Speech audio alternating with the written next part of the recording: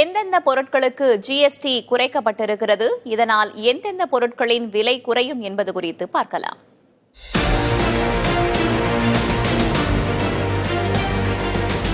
GST குறைப்பு அறிவிக்கப்பட்டுள்ள நிலையில் அன்றாடம் பயன்படுத்தும் பல பொருட்களுக்கு வரி குறைக்கப்பட்டுள்ளது. அதன்படி hair oil, shampoo, paste, tooth brush, shaving cream உள்ளிட்டவைகளுக்கு ஜிஎஸ்டி 18 விழுக்காட்டிலிருந்து 5 விழுக்காடாக குறைக்கப்பட்டுள்ளது. வெண்ணெய், நெய், சீஸ் போன்ற பால் பொருட்களுக்கும் ஜிஎஸ்டி 12 விழுக்காட்டிலிருந்து 5 விழுக்காடாக குறைக்கப்பட்டுள்ளது. பாக்கெட்டில் அடைக்கப்பட்ட நொறுக்கு தீனிகள், பாத்திரங்கள், டயப்பர், நாப்கின்கள், தையல் இயந்திரங்கள் மற்றும் உதிரி பாகங்களுக்கு ஜிஎஸ்டி 12 விழுக்காட்டிலிருந்து 5 விழுக்காடாக குறைக்கப்பட்டுள்ளது. டிராக்டர் டயர்கள் மற்றும் பாகங்களுக்கு 18 விழுக்காட்டிலிருந்து 5 விழுக்காடாக ஜிஎஸ்டி குறைக்கப்பட்டிருக்கும் நிலையில் டிராக்டர்கள், உயிரி உரம், பூச்சிக்கொல்லிகள், சொட்டு நீர் பாசனம், ஸ்பிரிங்க்லர்கள், விவசாய இயந்திரங்களுக்கும் ஜிஎஸ்டி 12 விழுக்காட்டிலிருந்து 5 விழுக்காடாக குறைக்கப்பட்டுள்ளது. காப்பீட்டுக்கான பிரீமியத்திற்கு ஜிஎஸ்டி முழுமையாக ரத்து செய்யப்பட்டுள்ள நிலையில் வாகனங்களுக்கும் ஜிஎஸ்டி குறைக்கப்பட்டுள்ளது.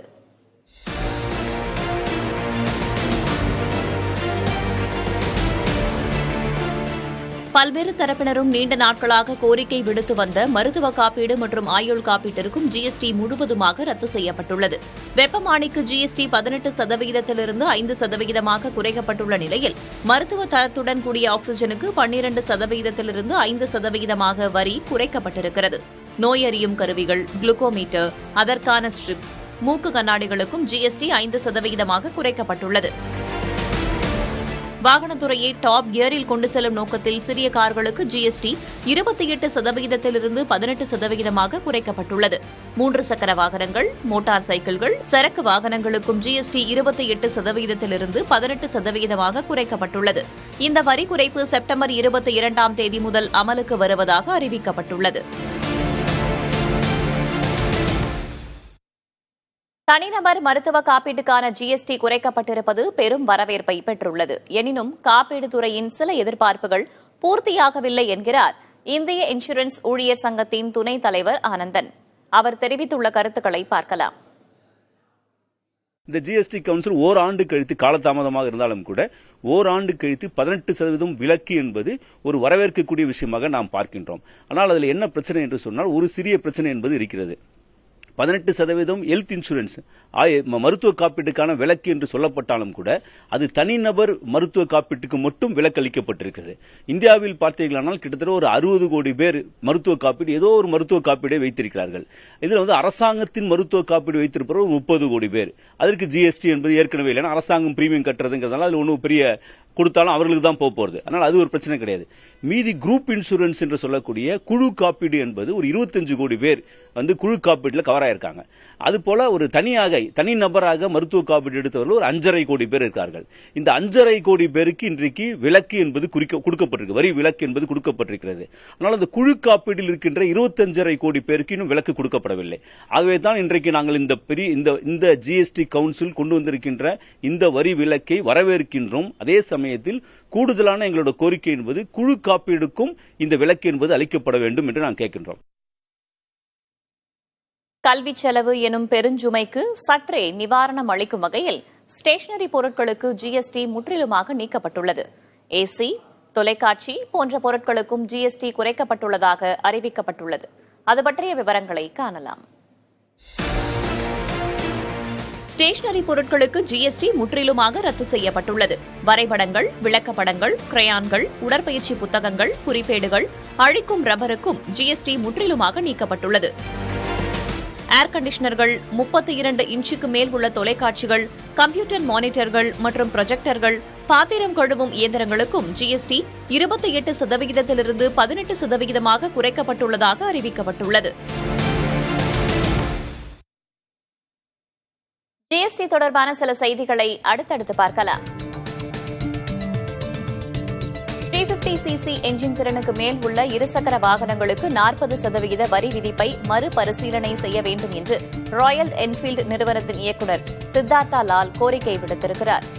இது தொடர்பாக அவர் விடுத்திருக்கும் பதிவில் 350cc என்ஜின் திறனுக்கு மேல் உள்ள இருசக்கர வாகன பிரிவில் இந்தியா உலகளவில் வளர்ந்து வரும் சூழலில் இத்தகைய வரி விதிப்பு இந்தியாவின் முன்னேற்றத்தை தடுக்கும் என்று கூறியுள்ளார்.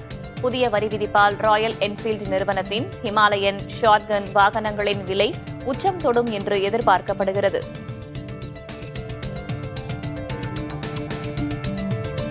ஜிஎஸ்டி வரி குறைப்பின் பலன்களை அப்படியே மக்களுக்கு வழங்க வேண்டும் என்று நிறுவனங்களை மத்திய வர்த்தகத்துறை அமைச்சர் பியூஷ் கோயல் வலியுறுத்தியுள்ளார்.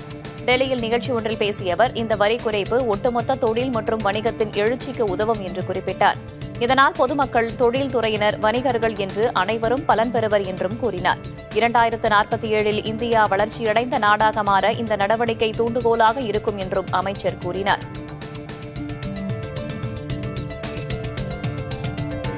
ஜிஎஸ்டி வரி குறைப்பு குறித்து இறுதியாக ராகுல் காந்தியின் அறிவுரையை மத்திய அரசு கடைபிடித்துள்ளதாக காங்கிரசின் மூத்த தலைவர் பவன் கெரா தெரிவித்துள்ளார்.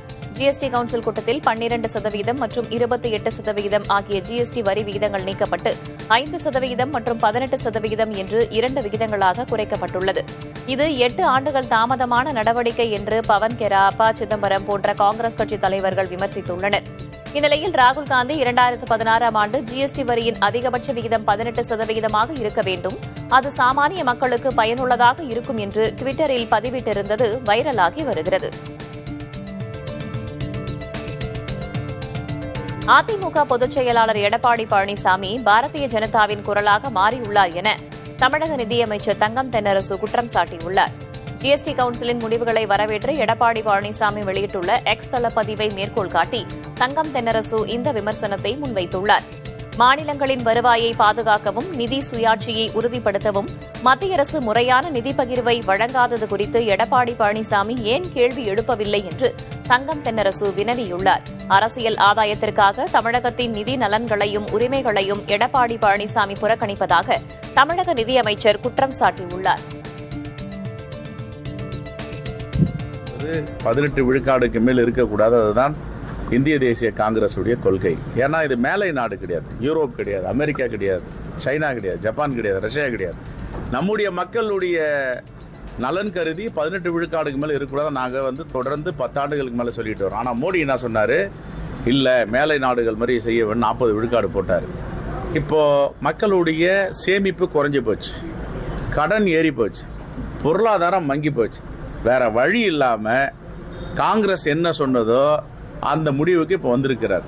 இதிலிருந்து தெரிந்தா காங்கிரஸுடைய அனுபவம், காங்கிரஸுடைய அமைச்சர்களுடைய அனுபவம், காங்கிரஸுடைய அமைச்சரவை எப்படி செயல்பட்டது, எப்படி நாட்டை ஆடந்து என்பதற்கு இப்போ இந்த 40லிருந்து 18 இறங்கி வந்திருக்காங்களே, இது ஒரு முன்னுதாரணம். ஆகவே தொடர்ந்து மோடி அரசு மக்களுக்கு எதிராக மக்களை வஞ்சிக்கின்ற செயலை செய்யக்கூடாது.